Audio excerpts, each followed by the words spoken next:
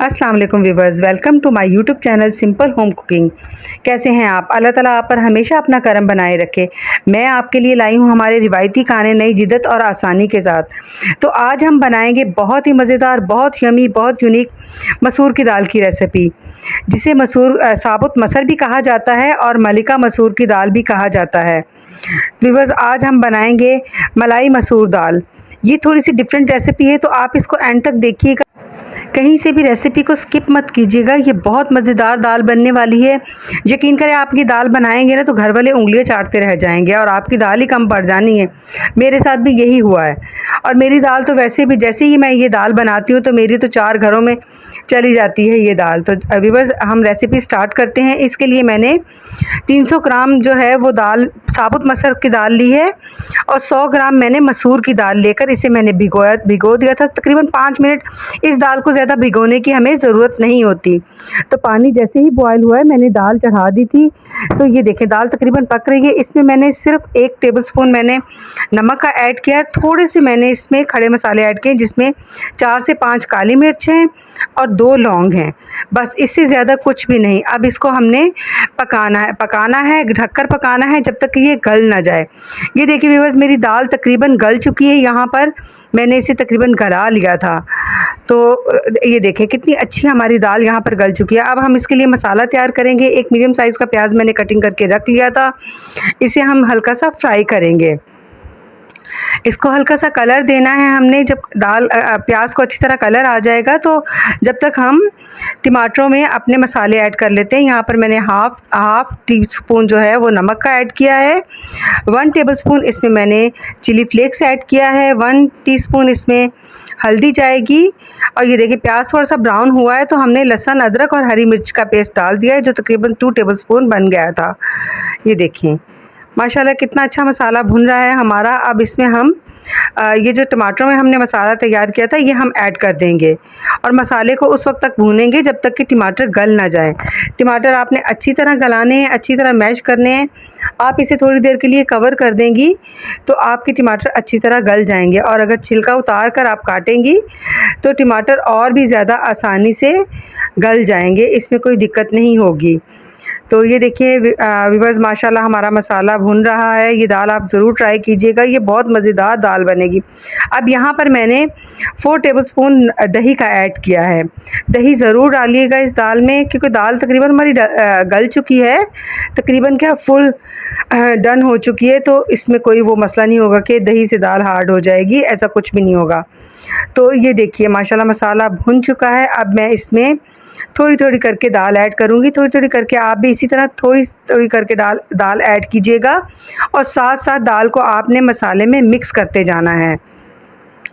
ये देखिए माशाल्लाह हमारी दाल भी एक साइड पे पड़ी है। अब मैं इसमें दाल शामिल करना शुरू करूँगी मसाले में, और ये हम आहिस्ता आहिस्ता जो है इसको मिक्स भी करेंगे साथ साथ। ये देखिए जिस तरह मैं कर रही हूँ, तकरीबन ये आपको 5 से 10 मिनट का प्रोसेस करना होगा। इससे आपकी दाल मसाला सब एक जान हो जाएंगे और बहुत मज़े की दाल बनकर तैयार होगी। बहुत पसंद आएगी माशाल्लाह। मेरे बच्चे तो बहुत शौक़ से खाते हैं और मेरा एक छोटा बेटा तो वो माशाल्लाह इतना, उसकी तो फेवरेट है ये दाल। तो वो कहता है, मामा जिस दिन मसर बनाओ उस दिन मेरे लिए 3 रोटी बनाना। माशाल्लाह वैसे तो वो खाने में इतना चोर है, मगर ये दाल बहुत शौक़ से खाता है मेरा प्यारा सा बेटा।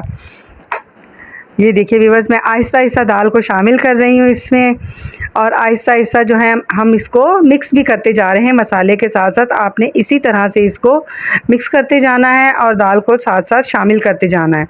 ये देखिए तकरीबन एक जान हमारी दाल हो चुकी है। ये देखिए मसाले, हर चीज़, बस यही इसका प्रोसेस है सबसे ज़्यादा, कि आपने इसको जैसे मसाले में शामिल करना है तो आपने इसको पकाते जाना है। तकरीबन 15-20 मिनट तक आपने इसको लो फ्लेम पे पकाना है और इसी तरह साथ साथ हिलाते जाना है। ये देखिए माशाल्लाह पक पक के हमारी दाल का कलर जो है वही आ गया है, जो दाल मसर का कलर होता है। हम भी इसे मसर ही कहते हैं, लेकिन सिंध में ज़्यादातर इस दाल को मलका मसूर की दाल कहा जाता है। तो ये देखिए माशाल्लाह हमारी दाल कितनी अच्छी जो है वो ब्लेंड हो चुकी है। पैन में मैंने ऑयल जो है वो डालकर गरम कर लिया था। ऑयल जब तेज़ गरम हुआ है तो मैंने इसमें एक मीडियम साइज़ प्याज कटिंग करके, बारीक कटिंग करनी है आपने, कटिंग करके मैंने इसमें शामिल कर दी थी। प्याज जब ब्राउन हुआ था तो मैंने इसमें से आधा प्याज निकाल लिया था ब्राउन करके।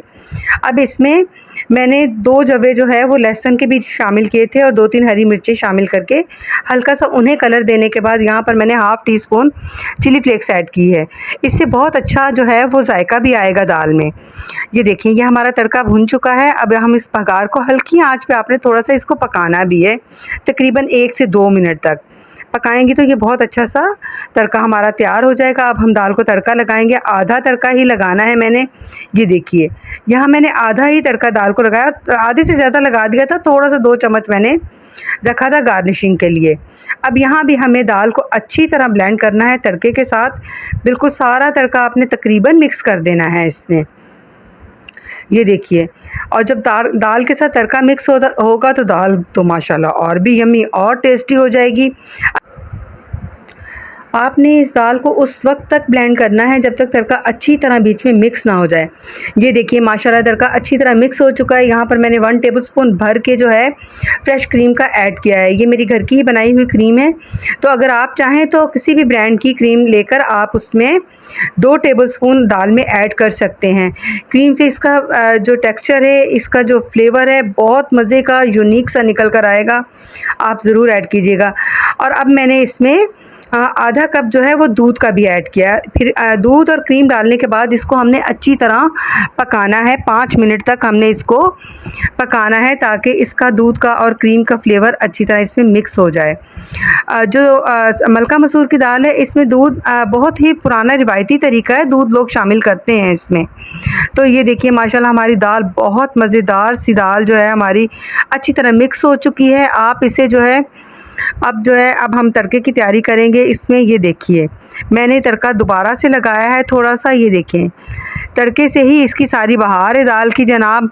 ये देखिए, अब मैंने ऊपर से तड़का लगा दिया जो हमने बचाया हुआ था, और अब हमने दाल को डिश में निकाल लिया। ये देखिए, माशाल्लाह कितनी ज़बरदस्त दाल हमारी बनकर तैयार हुई है।